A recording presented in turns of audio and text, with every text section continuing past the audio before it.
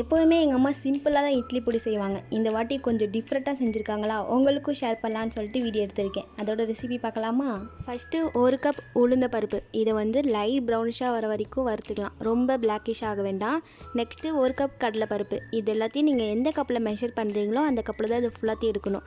Next துவரப்பருப்பு, இதையும் நல்லா brownish ஆனதுக்கப்புறம் ஒரு பாத்திரத்தில் வந்து மாற்றிக்கணும். நெக்ஸ்ட்டு பாசிப்பருப்பு, இதையும் நல்லா ப்ரௌனிஷ் ஆனதுக்கப்புறம் மாற்றிக்கணும். இது எல்லாத்தையும் நான் மெஷர்மெண்ட்டோட டிஸ்கிரிப்ஷனில் கொடுக்குறேன், வேணுங்கிறவங்க செக் பண்ணிக்கோங்க. நெக்ஸ்ட்டு பொட்டுக்கடலை, நெக்ஸ்ட்டு நடக்கடலை, இதை ஆல்ரெடி நம்ம வறுத்து தான் வச்சுருப்பாங்க. இதை நம்ம லைட்டாக மட்டும் ஹீட் பண்ணிக்கிட்டால் போதும். நெக்ஸ்ட்டு 2 கைப்பிடி அளவுக்கு கருவேப்பிலை, இதை நல்லா கை சூடு பொறுக்கிற வரைக்கும் ஹீட் ஆனால் போதும், அதே மாற்றிக்கணும். நெக்ஸ்ட்டு வரமிளகா, உங்கள் காரத்துக்கு ஏற்ற மாதிரி நீங்கள் வந்து ஆட் பண்ணிக்கோங்க. இது எல்லாமே நார்மலாக இட்லி பொடி செய்யும் போது ப்ரிப்பேர் பண்ணுறது தான். இதுக்கப்புறம் தான் மெயினே. 1 கைப்பிடி அளவுக்கு கடுகு நல்லா வறுத்து செப்பரேட்டாக ஒரு பிளேட்டில் வச்சுக்கணும். நெக்ஸ்ட்டு கருப்பு எள்ளு, இதையும் நல்லா வறுத்து ஒரு பிளேட்லேருந்து மாற்றிக்கணும். நெக்ஸ்ட்டு கொஞ்சமாக ஆயில் விட்டு கொஞ்சமாக பூண்டு சேர்த்து நல்லா மொறுமொறுன்னு வறுத்து வச்சுக்கணும். நெக்ஸ்ட்டு அதே ஆயிலில் வந்து 1 கைப்பிடி அளவுக்கு கருவேப்பிலையை சேர்த்து நல்லா மொறுமொறுன்னு வறுத்து வச்சுக்கணும்.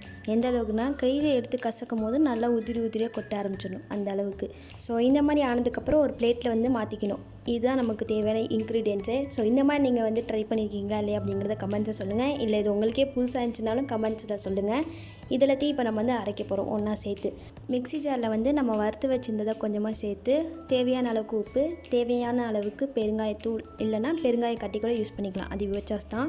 இதெல்லாத்தையும் சேர்த்து அரைச்சதுக்கப்புறம் ஒரு பாத்திரத்தை வந்து சேர்த்துக்கணும். அகைன் செகண்ட் பேட்சாக கொஞ்சமாக எடுத்து அதில் நம்ம வறுத்து வச்சுருந்த பூண்டு, தேவையான அளவுக்கு உப்பு, இதையும் சேர்த்து தேவையான அளவுக்கு பெருங்காயம் சேர்த்துட்டு அரைச்சிக்கணும். ஃபைனலாக எல்லாத்தையும் அரைச்சி முடித்ததுக்கப்புறம் செப்பரேட்டாக ஒரு பாத்திரத்தில் கொஞ்சமாக எடுத்து வச்சுட்டு நம்ம கடுகு, கருப்பு எல்லாம் வறுத்து வச்சுருந்தோம் இல்லையா, அதெல்லாம் அது கூட சேர்த்துட்டு கருவேப்பிலையும் சேர்த்துட்டு ஒரு மிக்சிங் பண்ணி நம்ம சாப்பிட்றதுக்கு முன்னாடி நல்லெண்ணெய் ஊற்றி சாப்பிட்டோம் அப்படின்னா டேஸ்ட்டும் சூப்பராக இருந்துச்சு அண்ட் டிஃப்ரெண்ட்டாக வந்துச்சு. ஸோ மஸ்ட்டு ட்ரைனே சொல்லுவேன். கண்டிப்பாக ட்ரை பண்ணிட்டு எப்படி இருந்துச்சு அப்படிங்கிறத கமெண்ட்ஸை சொல்லுங்கள். இன்னும் நம்ம சேனலை சப்ஸ்கிரைப் பண்ணலன்னா உடனே சப்ஸ்கிரைப் பண்ணி பெல் ஐக்கானை கிளிக் பண்ணிக்கோங்க. நெக்ஸ்ட் வீடியோவில் பார்க்கலாம். டாடா.